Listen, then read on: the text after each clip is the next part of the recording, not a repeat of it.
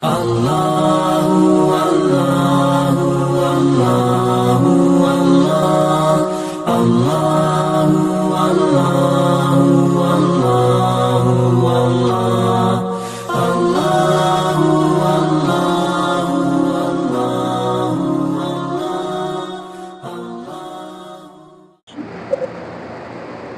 لله نحمده ونستعينه ونستغفره ونؤمن به ونتوكل عليه ونعوذ بالله من شرور أنفسنا ومن سيئات أعمالنا من يهده الله فلا مضل له ومن يضلل فلا هادي له ونشهد أن لا إله إلا الله وحده لا شريك له وأشهد أن محمدا عبده ورسوله أما بعد فإن خير الحديث كتاب الله وخير الهدي هدي محمد صلى الله عليه وسلم وشر الأمور محدثاتها وكل محدثة بدعة وكل بدعة ضلالة وكل ضلالة في النار. أعوذ بالله من الشيطان الرجيم. بسم الله الرحمن الرحيم. وإذا سألك عبادي عني فإني قريب أجيب دعوة الداعي إذا دعان. برادران اسلام، حاضرین جمعہ، اسلامی بھائیوں، پیاری ماں اور بہنوں، ہمیں سب سے پہلے اللہ تبارک و تعالیٰ کی تعریف کرنی چاہیے اور ہر حال میں اس کا شکر ادا کرنا چاہیے کہ وہ ہم تمام لوگوں کا خالق و مالک ہے، ہر قسم کی عبادت کا مستحق ہے.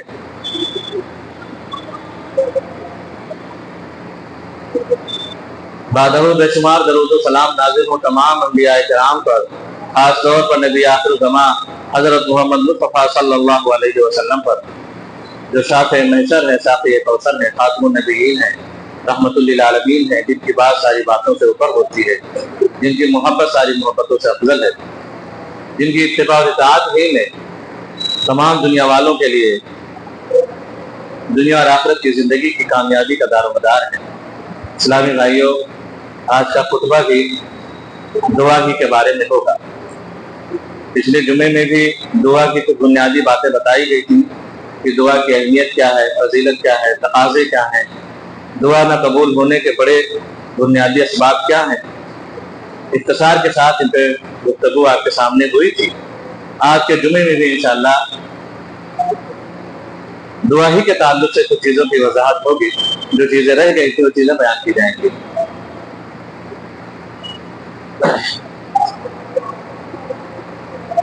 ہم نے اس بات کو جان لیا کہ دعا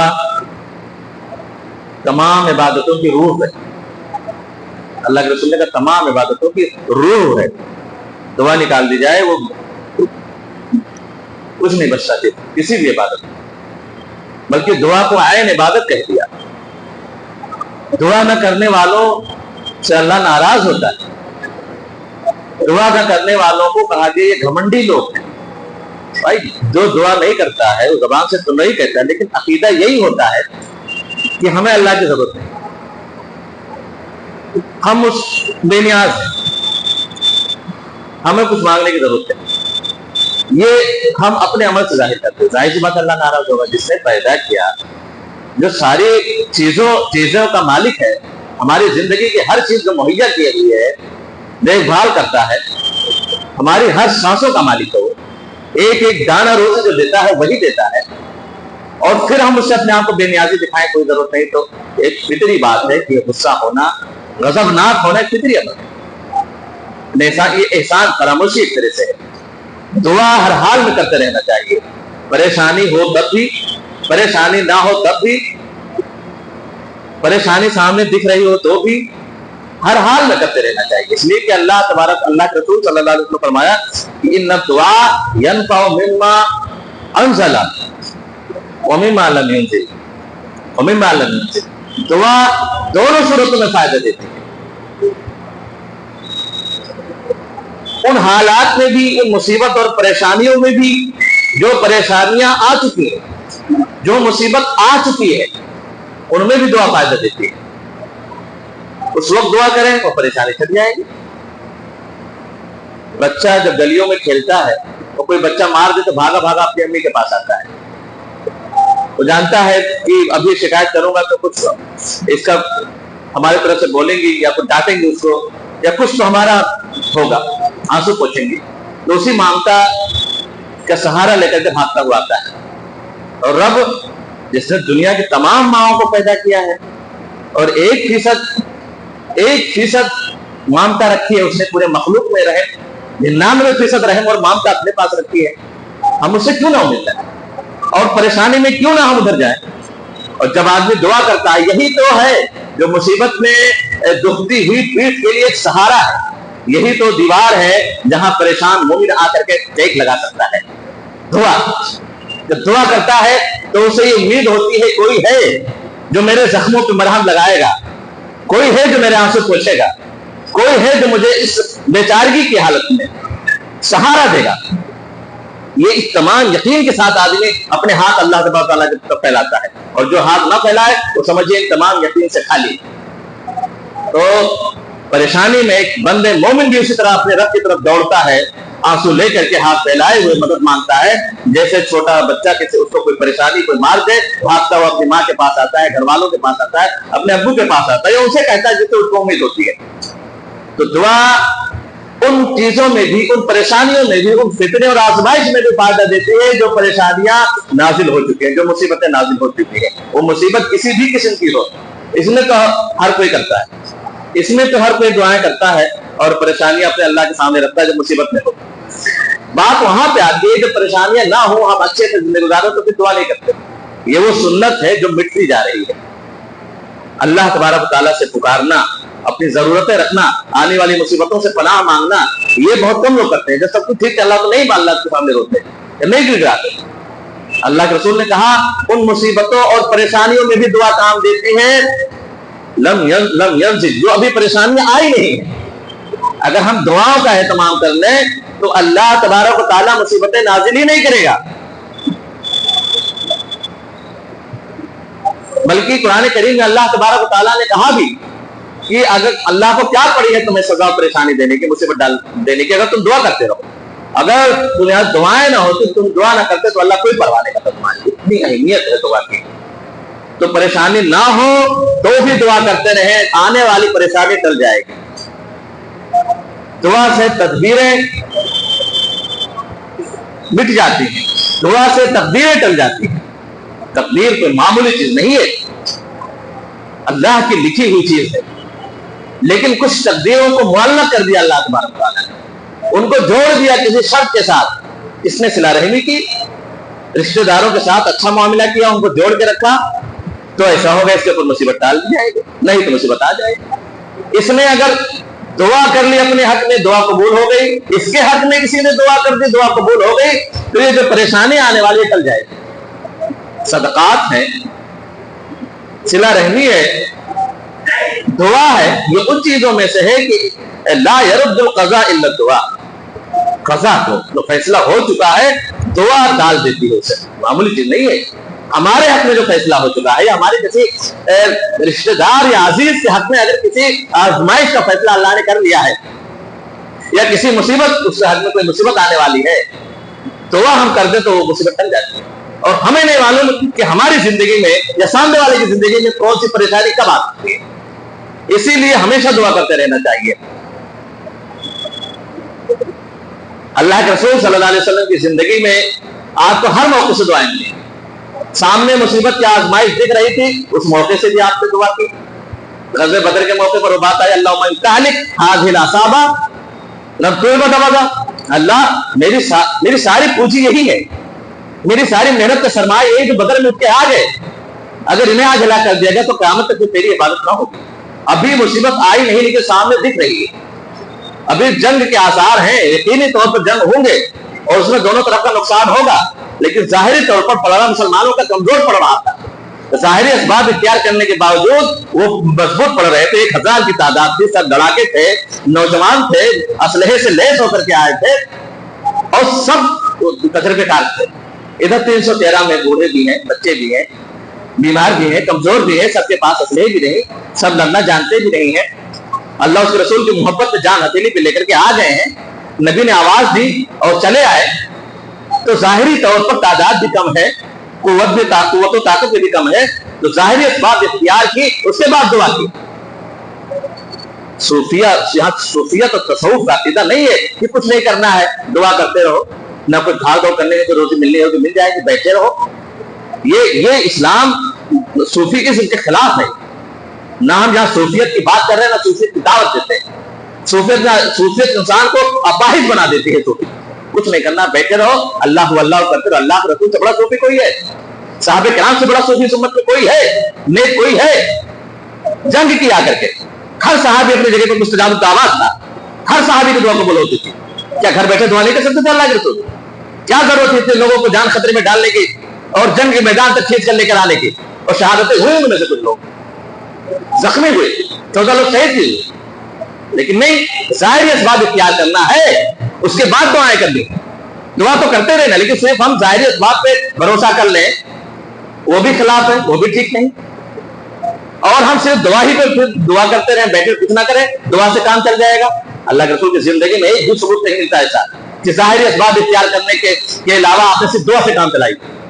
وہ ذکر و اذکار اور تسبیحات ہو سکتی ہیں, لیکن دعا ظاہری اسباب اختیار کرنے کے بعد اللہ کے رسول نے کی. جیسے سامنے فتنہ دکھ رہا تھا, غزوہ بدر میں کیا مصیبت آنے کے بعد کیا, جیسے طائف میں آپ کو پریشانی ہوئی, آپ کو لوگوں نے پریشان کیا, تکلیف ہوئی, اس کے بعد اللہ سے دعا کی, اللہم اشکو الیک ضعف قوتی وقلۃ حیلتی وہواننی علی الناس الی من تکلنی الی عدو الی بعید من یتجہمنی. یہ ساری چیزیں اللہ تعالیٰ, میں اپنی کمزوری کا, اپنی بے بسی کا, لوگوں میں اپنی بے قدری کا, یہ ساری شکایتیں تیرے سامنے رکھتا ہوں. کیسے لوگوں کے حوالے سے مجھے کر دیا ہے, جو اس طرح جو جیسا چاہے برتاؤ کریں, کچھ بھی ہمارے ساتھ کرتے رہیں, کن لوگوں کے حوالے سے مجھے کر دیا ہے. اس کے بعد ایک بات اللہ کے رسول صلی اللہ علیہ وسلم نے کہی, ان لم یکن علی غضب فلا ابالی. کبھی کبھی ہوتا یہ ہے کہ ہم سمجھ نہیں پاتے کہ ہمارے ساتھ جو معاملہ ہو رہا ہے, چاہے ہم بیماری کی شکل میں ہمارے ساتھ زندگی میں آ گئی ہے, یا پھر یہ ہے کہ ہم کاروبار سے کمزور پڑ رہے ہیں, یا کوئی اور بظاہر پریشانی لگ رہی ہے, لیکن ہمیں نہیں معلوم وہ پریشانی ہے نعمت ہمارے نہیں معلوم, اللہ بہتر جانتا ہے. اسی لیے دعا میں اللہ کو شرط لگاتے تھے, اللہ اگر یہ میرے حق میں بہتر ہے تو کوئی بات نہیں, اگر یعنی موت کی دعا بھی مانگنی ہے تو میں اللہ, اگر موت میرے حق میں بہتر ہے تو موت دے دوں, اور زندگی میرے حق میں بہتر ہے تو زندہ ڈائٹ نہیں کہ مجھے موت دے دوں. یہ بیماری اگر میرے حق میں اچھی ہے تو بیمار رہنا چاہیے, اور اگر اللہ آزمائش سے مجھے کامیاب کر, تو وہاں اللہ کے رسول نے یہی کہا کہ اگر تو مجھ پر غضبناک نہیں ہے, کہا کہ یہ سارے لوگ ایسے ہیں, تیری آپ اگر تو مجھ پر غصہ نہیں ہے, تو مجھ پر غضب ان لم یکن علی غضب, تیرا غضب اگر مجھ سے نہیں ہے تو مجھے کوئی پرواہ نہیں. ایسی پریشانیاں, ایسی مصیبتیں, ایسی آزمائشیں جھیل جاؤں گا تیرے خاطر, بس تو ناراض مت ہونا, تیرا غضب مجھ پر نہ ہو. لیکن تیری عافیت مجھے زیادہ کشادہ لگتی ہے, تیری عافیت کا زیادہ طلبگار ہوں, تیری عافیت کا میں طلبگار ہوں, منگتا ہوں اس کا تیرے در کا. تو یہ چیز ہے کہ اگر کوئی پریشانی ہو تو فوراً گھبرانا نہیں چاہیے. دعا بھی کرے تو اللہ کے رسول نے جیسے کہ اللہ اگر تیرے غضب کی نشانی ہے, تمہیں پر غصہ ہے تو اللہ مجھے معاف کر دے, اور اگر تو غصہ نہیں ہے تو اس کا مطلب کہ یہ پریشانی میری پریشانی نہیں ہے. آدمی جب ہم آپ سے خوش ہوں گے تو آپ کو کوئی تکلیف دینا چاہیے. آدمی کسی کو تکلیف دیتا ہے, پریشانی دیتا ہے جب اسے غصہ ہو, پھر اس میں انتقامی جذبہ کارفرما ہو جاتا ہے. غصہ, اللہ اگر لم یکن علی غضب, اگر ان پریشانیوں میں, ان مصیبتوں میں تیرا غضب, تیری غضب کارفرما نہیں ہے میرے ساتھ, کوئی پرواہ نہیں, فلا ابالی, کوئی پرواہ نہیں, پھر یہ میرے حق میں اچھی ہے. اللہ کو خوشی کے موقع پہ دعا کرتے ہیں. دیکھیے حضرت یوسف, جن کو بھائیوں نے کنویں میں ڈالا, بازار مصر میں بیچے گئے, کیا کیا نہ کیا کہ آگے نہ بڑھے, بس اس وجہ سے کہ باپ ان کو زیادہ چتائے رہے. 12 بھائیوں میں انہی کی طرف ساری توجہ کیوں ہے؟ کیوں نہ ہو, معلوم ہو گیا تھا کہ یعقوب کو یہ بیٹا نبی بننے والا ہے, اور اس کی طرف توجہ زیادہ ہوئی. یہ بات لوگوں کو معلوم نہیں تھی, اسی وجہ سے کنویں میں ڈال کے آئے. اللہ کو جو چیز جیسی بنانی ہوتی ہے, جس کو جہاں پہنچانا ہوتا ہے, ساری رکاوٹیں کھڑی کرنے کے باوجود اللہ تعالیٰ اسباب کا محتاج نہیں ہے, وہ اسباب سے پرے ہے. اسباب ہم فیصلے کرتے ہیں ظاہری اسباب کے اوپر, اللہ اسباب سے پرے ہے. सारे रुकावटों खत्म करते हुए उनको मिस्र का बादशाह बनाया। मिस्र का बादशाह बनाया, फिर वही लोग सामने पहुंचे, 11 भाई पहुंचे और अम्मी और अब्बू को भी बुलाया, अम्मी और अब्बू को भी बुलाया, वहां भी दुआ की। वहां भी सारी खुशी का मौका है, हम तो है नहीं, बादशाह है, सारी फैमिली उनके सामने आ चुकी है, अल्लाह ताला ने परिवार से भी मिला दिया है, बादशाह की कुर्सी पर बैठे हुए हैं, मिस्र के अजीज हैं, वो तो खुशी का मौका। लेकिन उस वक्त दुआ करें अल्लाह से, अल्लाह ताला मुझे आजमाइश में कामयाब कर, मुझे नेक लोगों के साथ मिला, मुझे तौफीक दी कि मैं तेरी इन नेमतों का शुक्र अदा कर सकूं। ये दुआ अंबिया की सुन्नत रही है। जिन हालात से नाउम्मीद हो जाते, मैंने जाहिरी असबाब की बात की कि बहुत सारी चीजें जाहिरी असबाब से होती हैं, जैसे बीवी औरत अगर वो सब कुछ ठीक है, अगर वो बांस नहीं है तभी बच्चे होंगे, बांस है तो बच्चा होना नामुमकिन है, ये जाहिरी असबाब है। लेकिन अल्लाह तबारक व तआला, मैंने कहा, असबाब से परे है। और जब हज़रत ज़करिया, जो कि हज़रत मरियम के खालू या फूफा थे शायद, उनकी किफालत में इनको दिया गया, मरियम को छोटी बच्ची थी अभी, वकफ़लहा ज़करिया कुल्लम। अब उनके बारे में आते, देखिए वो इमामत का मस्जिद अक्सा के इमाम है हज़रत ज़करिया। मरियम जो कहते ईसा की माँ है, भी बहुत छोटी है, उनकी किफालत यही कर रहे हैं। ऊपर हुजरा बना हुआ है बालकनी में, वहां पर उनको छोड़ के बाजार जा रहे हैं, कुछ काम करने, सौदा वगैरह करने, कोई खरीदने होगा तो उनको छोड़ के जा रहे हैं, बाहर से कुंडी लगा के जा रहे हैं, इनके अलावा कोई कुछ ला के देने वाला नहीं, कोई आने वाला नहीं। वापस आते हैं, कुल्लमा दखल अलैहा ज़करिया अल-मिहराब, जब हज़रत ज़करिया मिहराब में दाखिल होते हैं, जहां मरियम को छोड़ के जाते थे, वजद इंदहा रिज़्क़ा, उनके पास रोजी पाते। तफसीर में आता है वो फल जो पूरे मुल्क शाम की किसी मंडी में न मिले, मुल्क शाम की किसी मंडी में फल नहीं मिल रहे थे, मौसम भी ना था कि चलो कहीं और से आ गए। अब आज के देख ले तो कोल्ड स्टोर का भी सिस्टम नहीं था कि आदमी जखीरा करके देखे पूरे साल। वो जमाना था कि मौसम में बिकते थे, बाद में मौसम खत्म होते फल नहीं मिलते थे, पूरे शाम में, मुल्क शाम में नहीं, उस मौसम का सीजन भी नहीं, मौसम भी नहीं, उनके पास फल मौजूद है। वजद इंदहा रिज़्क़ा क़ाल या मरियम अन्ना लकी हाज़ा, पूछ रहे हैं ज़करिया, मरियम ये कहां से आ रहे हैं, मेरे अलावा कोई आने वाला नहीं, मेरे अलावा कोई लाने वाला नहीं, ये कहां से आ रहे हैं। क़ालत हुवा मिन इंदिल्लाह, कहा अल्लाह की तरफ से आ रहे हैं। इन्नल्लाह यरज़ुक़ु मन यशाअ बिग़ैरि हिसाब, अल्लाह जिसे चाहे बेहिसाब रोज़ी देता है। अब वहां पे जब उन्होंने देखा बिना मौसम के जब फल अल्लाह तबारक व तआला दे सकता है, असबाब से हट करके, ये जाहिरी असबाब है कि फल मौसम में मिलेगा, मौसम से हट के बिना मौसम किसी भी बाग में, किसी भी इलाके में ये फल अभी मौजूद नहीं किसी बागीचे में, और ये मरियम के पास मौजूद है। अल्लाह बिना मौसम के जब फल दे सकता है तो इन बिना ये बांझ बीवी को बच्चा भी दे सकता है। ये उन्होंने मसला निकाला, तो ज़करिया नबी थे। उसके बाद फौरन खड़े हो गए, काफा या ऐसा जिक्र रहमत रब्बिका अब्दहु ज़करिया इज़ नादा रब्बहु निदाअन खफिया। उसके बाद दुआ की, अल्लाह तबारक व तआला मुझे एक बेटा दे, यरिसुनी व यरिसु मिन आल याकूब, जो आल याकूब का और मेरा वारिस हो। और अपनी वहां परेशानी बताई, वो इमराती आतिल, मैं बूढ़ा हो गया हूं, मेरी बीवी बांझ है, मुझे एक औलाद। और अभी दुआ के लिए हाथ उठाए थे, मुसल्ले पे खड़े थे, अभी हाथ नीचे को भी ना आए कि अल्लाह तबारक व तआला ने फरिश्ते को भेज दिया, एक फरिश्ता आएगा फौरन बशारत लेकर के। और सिर्फ बशार, इन्ना नुबश्शिरुका बिग़ुलामिन इस्मुहु यहया लम नजअल लहू मिन क़ब्ल समिय्या, बशारत लेकर नहीं आया, नाम भी के अल्लाह ने भेजा।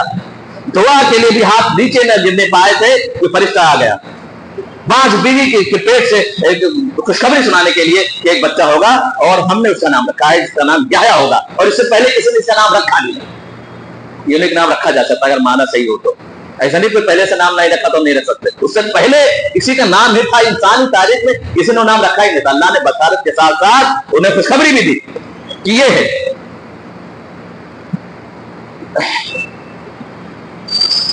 हज़रत आसिया का आप लोगों ने नाम सुना होगा।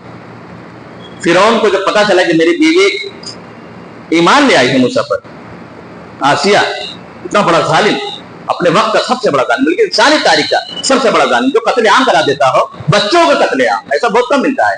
अब ये मलून, ये मुल्क इसराइल है, अब ये हरकतें ऐसा करता है, लेकिन किसी जमाने में ये हरकत फिरौन ने की थी। बच्चों को आगे, बच्चे फरिश्ते करते हैं, फरिश्ते के रूप होते हैं, वो क्या जाने अच्छा क्या है बुरा क्या है, लेकिन उनको अगर कोई मारता है तो ये बहुत तकलीफ की बात होती है।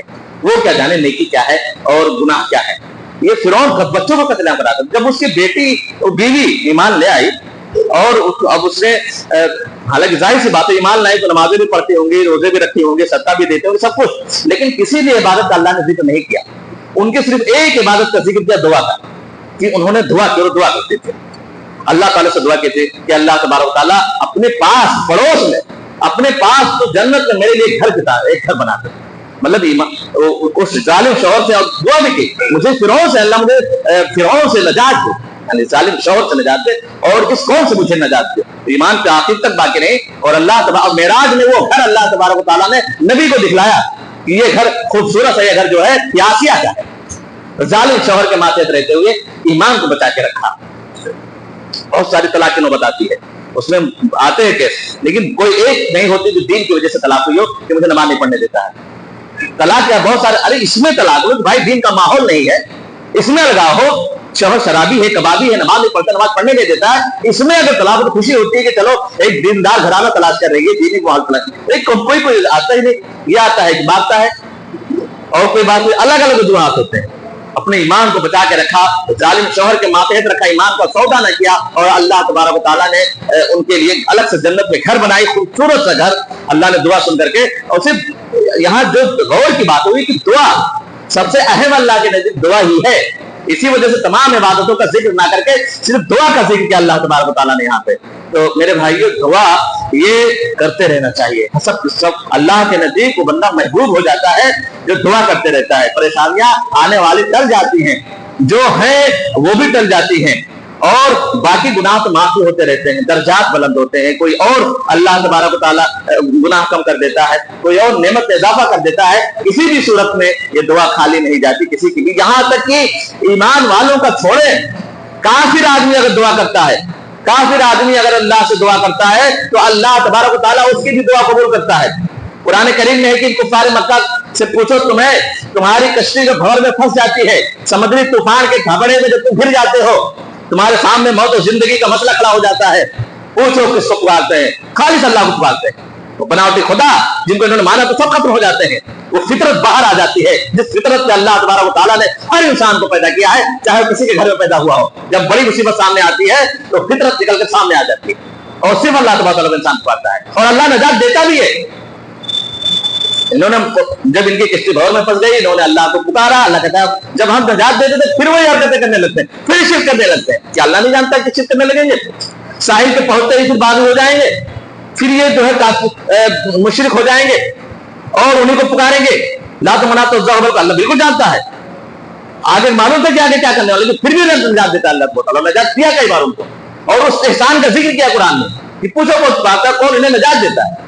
لیکن دعا اتنی اہم، اتنا محبوب عمل ہے اللہ تبارک و تعالیٰ کو، یہ جانتے ہوئے بھی کہ پھر تھوڑی دیر کے بعد وہی غلطی کرے گا، اللہ معاف کر دیتا ہے، اللہ اس مصیبت سے نکال لیتا ہے. جب کافر کو نکال لیتا ہے، جس کی اہمیت کچھ بھی نہیں اللہ کی نظر میں، تو مومن کو کیوں نہیں پریشانی سے نجات دے گا؟ تو کبھی بھی اپنی پریشانی سے اکتانا نہیں چاہیے، دعا کرتے رہنا چاہیے. پریشانی ہٹے تو بھی، نہ ہٹے تو بھی دعا کرتے رہنا چاہیے. اس کا ثواب کہیں نہیں گیا ہے. حضرت ایوب علیہ السلام کی طرح سے کتنے دنوں تک دعا کی، اللہ تبارک و تعالیٰ نے دعا سنی، لیکن وہ بہت دنوں تک دعا کرتے رہے، اور بہت آزمائش کے بعد جا کر کے اللہ تبارک و تعالیٰ نے. تو یہ انبیاء کے واقعات اور صحابہ کرام کی سیرت اگر ہم پڑھیں اور قرآن کریم اور حدیث کا مطالعہ کریں تو سب کا خلاصہ یہی ہوگا کہ ہم ہر حال میں اللہ سے دعا کرتے رہنے چاہیے، رو کر گڑگڑا کر، خالص اللہ سے بہت، خالص مطلب کوئی ملاوٹ نہ ہو کہ دعا سن لی اللہ سے بہت تو ٹھیک ہے، نہیں تو کوئی بات نہیں، کسی اور سے مانگ لیں گے، اپنے ولیوں سے مانگ لیں گے، سے مانگ لیں گے. بالکل نہیں. اگر ذرا سی ملاوٹ ہوئی ہے، 1% ملاوٹ ہوئی دعا میں، تو دعا منہ پہ مار دی جائے گی. اور اگر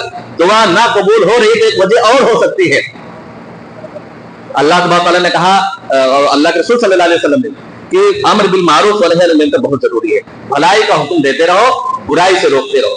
آپ کے سامنے کوئی غلط کام ہو رہا ہے، گھر میں، بازو میں، پڑوس میں، رشتہ دار میں، ماحول میں، آفس میں، کارخانے میں، جہاں بھی ہو رہا ہے، اگر آپ روک سکتے ہیں تو روکیں.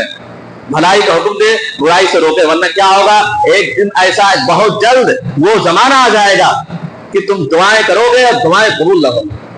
ٹھیک ہے، سب کچھ ٹھیک ہے، ہم حلال کمائی کے لقمہ جو ہمارے پیٹ میں ہے، ہم نماز روزہ بھی کر رہے ہیں، خلوص کے ساتھ اللہ تبارک و تعالیٰ کو پکار بھی رہے ہیں، آنسو بھی ہمارے آنکھوں میں ہے، اور اللہ ہی سے صرف پکار رہے ہیں. پھر بھی دعا نہیں قبول کی جائے گی، اس لیے کہ ایک بڑی وجہ یہ بھی ہو سکتی ہے کہ ہمارے آس پاس برا ماحول، ہماری نیکیاں صرف ہم تک محدود ہیں، ہمارے نماز ہمارے روزے صرف ہماری ذات تک سمٹ کے رہ گئے ہیں، اس کا فائدہ رشتے داروں کو، کنبہ قبیلے کو، پاس پڑوس کو، سماج اور معاشرے کو نہیں پہنچ رہا ہے۔ ہم خود تو بچا لیے اپنے آپ کو، دوسروں کو بچانے کی کوشش نہیں کر رہے، تو اس کا نقصان کیا ہوگا کہ ہماری دعائیں بہتر ہو جائیں گی۔